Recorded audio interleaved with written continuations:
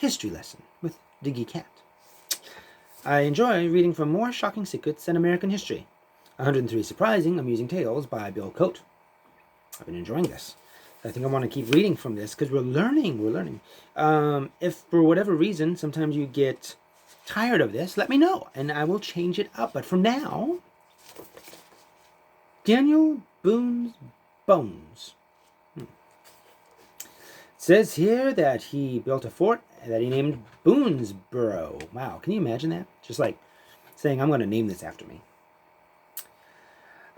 He was so revered that Daniel Boone, 25 years after he died, folks in Frankfort, Kentucky, followed his trail to Missouri to exhume his body, never dreaming that they were about to make a terrible mistake. What could be the mistake? Does he haunt them? After he had explored Kentucky, Daniel Boone remained there until 1795, when an influx of settlers sent him scurrying for a new frontier. He found it in Missouri. Daniel took his wife Rebecca and their son Nathan and settled on Osage Creek. Later they moved to Marthasville. So we know someone named Martha probably went there and said, I'm naming it Marthasville. On March 18th, 1813, Rebecca Boone died and she was buried in Marthasville.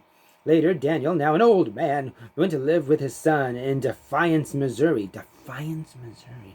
Some 14 miles away. On September 26, 1827 years later, at the age of 87, the famed frontiersman passed away. His remains were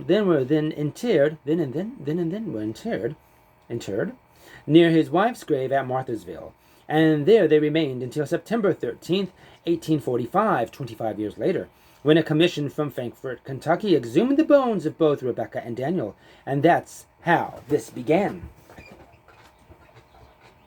Should we continue? Okay.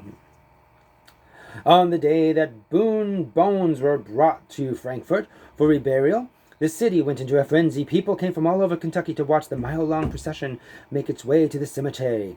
The hearse was decorated with evergreens and flowers and drawn by 4 white horses. Once they reached the graveyard, the townspeople performed a funeral service, with the Honorable John Crittenden presiding. Then the 2 coffins were lowered into the ground. One contained the body of Rebecca Boone, and the other held the final remains of Daniel Boone. Or at least, that's what everyone thought. The ceremony at Frankfort, however, was no sooner over than the tales began to emanate across the state line from Defiance, Missouri. Rumors had it that while the Frankfort delegation had indeed recovered Rebecca's bones, Daniel's remained precisely where they had been deposited 25 years earlier. The folks at Defiance claimed that when he died, Daniel had been buried at his wife's feet because the space next to Rebecca was occupied by another body. In 1845, the Frankfort folks, wow, they're really getting into like Chris Christopherson language, aren't they? Frankfort folks, thinking that Daniel would be at Rebecca's side, dug up the wrong person. With glee, the citizens of Defiance spread the story of the dilemma of Boone's bones. The Frankfort people, of course, denied the claims of the folks from Missouri. And over the years, the controversy grew. Finally, in 1983, the body that had been buried next to Rebecca Boone in Frankfort was exhumed once again, and a forensic anthropologist made a plaster cast of the skull and studied it. His conclusion made jaws drop all over Kentucky. The scientists had determined that the people of Defiance, Missouri were right after all, for the body that had been exhumed in Missouri and brought to Frankfort for reburial was not Daniel Boone's.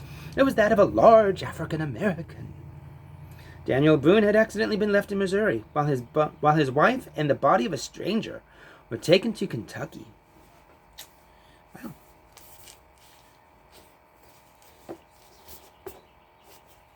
More shocking secrets in American history, 103 Surprising Amusing Tales by Bill Coate.